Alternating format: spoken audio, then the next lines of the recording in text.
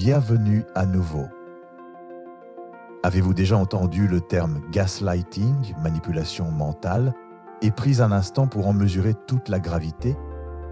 Ce n'est pas juste un mot, c'est une guerre silencieuse contre votre perception, votre esprit, votre vérité.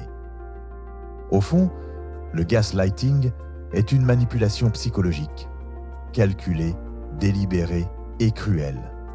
C'est l'érosion lente de votre boussole intérieure, où la réalité est déformée jusqu'à ce que vous doutiez de votre propre clarté. Avec le temps, la tromperie devient si raffinée, si persistante, que vous commencez à douter de ce que vous saviez autrefois avec certitude. Voici 5 phrases qui révèlent la nature de cette manipulation. Ce ne sont pas de simples mots, ce sont des outils de contrôle. Razan, tu es trop sensible. Razan. Quand quelqu'un prononce cette phrase, il ne décrit pas votre personnalité, il rejette votre humanité. Le stoïcisme nous enseigne à maîtriser nos émotions, non à les réprimer, et encore moins à permettre aux autres de les invalider. Cette phrase déplace la faute, évitant toute responsabilité. Le problème n'est pas votre sensibilité, c'est l'évitement de la responsabilité. Éloignez-vous avec calme et faites confiance à votre perception. A2. Je plaisantais. Je plaisantais. C'est de la cruauté déguisée en humour. Lorsque la douleur est présentée comme une blague, l'abuseur évite la culpabilité tout en se moquant de votre réaction.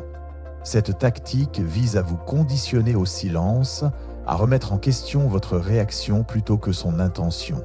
Rappelez-vous, une plaisanterie qui blesse n'est pas une plaisanterie, c'est un masque pour le mépris. A3. Ce n'est pas grave. Minimiser votre douleur est une autre manière pour les manipulateurs d'exercer leur contrôle. Ils veulent que vous doutiez de l'importance de ce que vous ressentez. Mais ce qui fait mal compte. Cette phrase n'est pas un signe d'humilité. C'est une tentative d'effacement. Elle vous convainc discrètement que vos limites sont exagérées et que votre souffrance n'est pas légitime. 4. Tu te fais des idées. C'est le gaslighting dans sa forme la plus pure. Une attaque directe contre votre santé mentale. Elle sème le doute en vous, qui grandit en silence. Souvent, elle est prononcée avec une fausse bienveillance. Je te dis ça parce que je tiens à toi. Mais derrière ces mots se cache une stratégie, non une sincérité. L'abuseur cherche à paraître noble tout en réécrivant silencieusement votre réalité. Sans caisse, je suis désolé que tu penses que je t'ai blessé. Ce n'est pas une excuse, c'est une reformulation habile qui place subtilement le fardeau de la culpabilité sur vos épaules. Elle implique que le problème vient de votre perception, pas de son comportement. Cette tactique détruit votre confiance et vous persuade que votre douleur est un simple malentendu. Ce faisant, elle vous lie encore davantage à la source de votre souffrance. Le gaslighting n'est pas toujours bruyant. Il porte souvent le masque de l'amour, de la prévenance et de la raison. Mais le chemin stoïque est celui de la clarté, voir les choses telles qu'elles sont, sans illusion.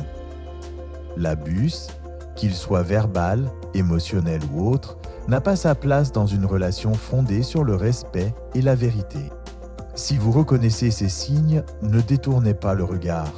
Reconnaissez-les, nommez-les, cherchez du soutien. Votre force ne réside pas dans le silence, mais dans la reconquête de votre voix. Si vous ou quelqu'un que vous connaissez subissez des abus, contactez un professionnel de confiance.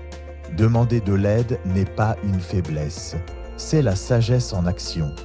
Avez-vous déjà été victime de gaslighting? Partagez votre expérience dans les commentaires.